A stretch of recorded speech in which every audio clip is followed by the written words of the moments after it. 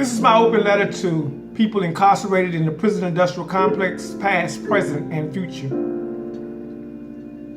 This is an open letter to all people trapped and entangled in this web we call the prison industrial complex.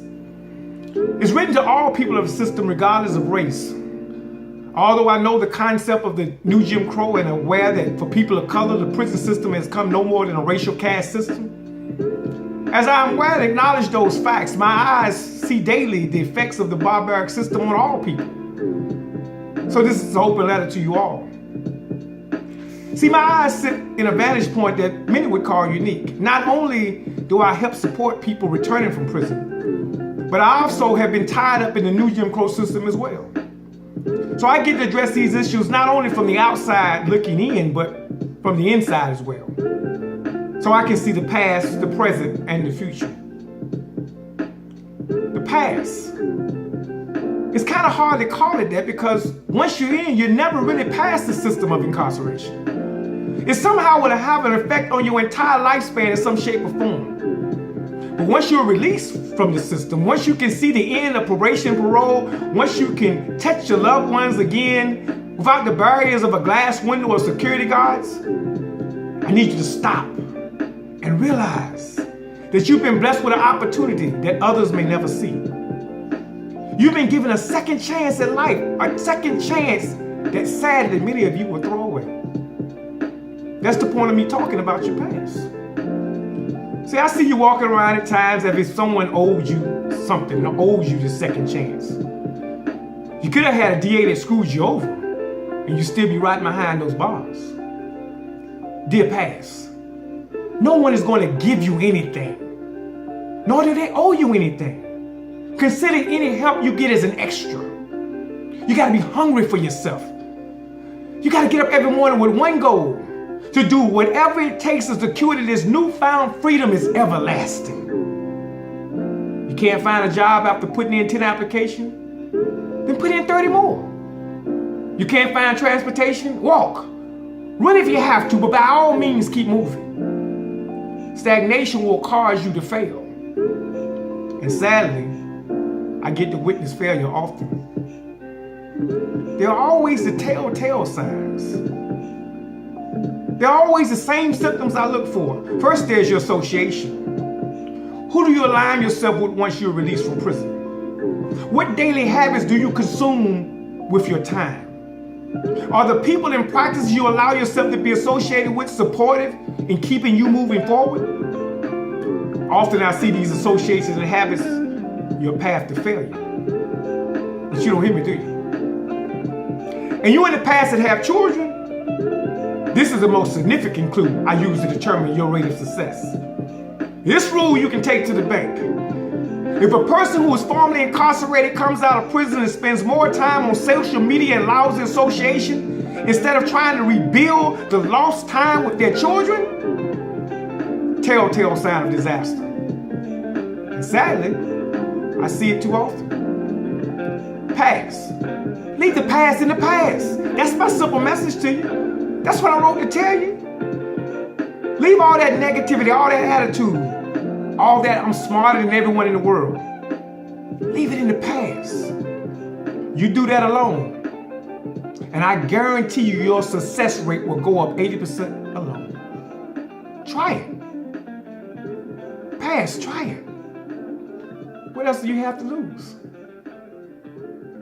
It's in the past. What else do you have to lose?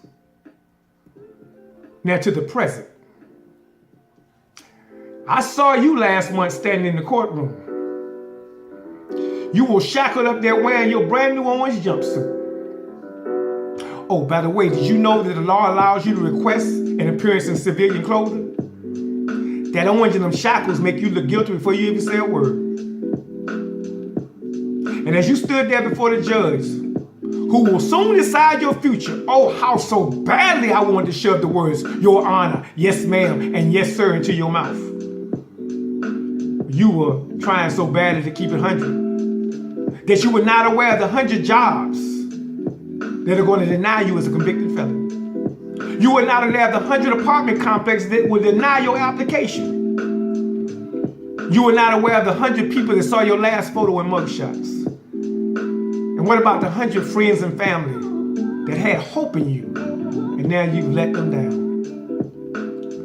I also saw you sitting in the courtroom as well. You were sitting there trying to cling on to that violent domestic relationship that drugged you down here in the first place. Why are you trying to hold on to something that really you know is nothing? Aren't you tired of the late nights on the streets, the sleeping in cars? Aren't you tired of the next trick, the next lick, just to get the next fix? Aren't you tired of hearing your children's tears from a distance, only wishing you could wipe them away? And as you stood there before the judge, I was tired for you as well. So I wrote you. See, in school, when the teacher used to call roll, we had to say here or present. I preferred to say present, although at times I wasn't mentally there. See, there were days in school that I would find myself daydreaming. I would dream about my graduation, going off to college. I would dream about having a family and living in my own house. I would dream about one day becoming a writer. I would dream about having a great job and making a lot of money. I would dream about success. So to the present, I give you this advice. A dream is only reality that caught you sleeping. A dream is only reality that caught you sleeping. So you got caught sleeping. But you can wake up now. What you get, 3, 5, 7, 10 plus years? What's your plan? Don't fall in the trap of institutionalization and believe that this is where you deserve to be. I want you to reach in your inner soul and tell that person in the mirror, I am better than this life. And then I want you to start to read. Take this time to read everything that will help you become successful in life. Create yourself a game plan, study from every angle, and make up your mind the moment you are released. Nothing will stop you from reaching your goals for success.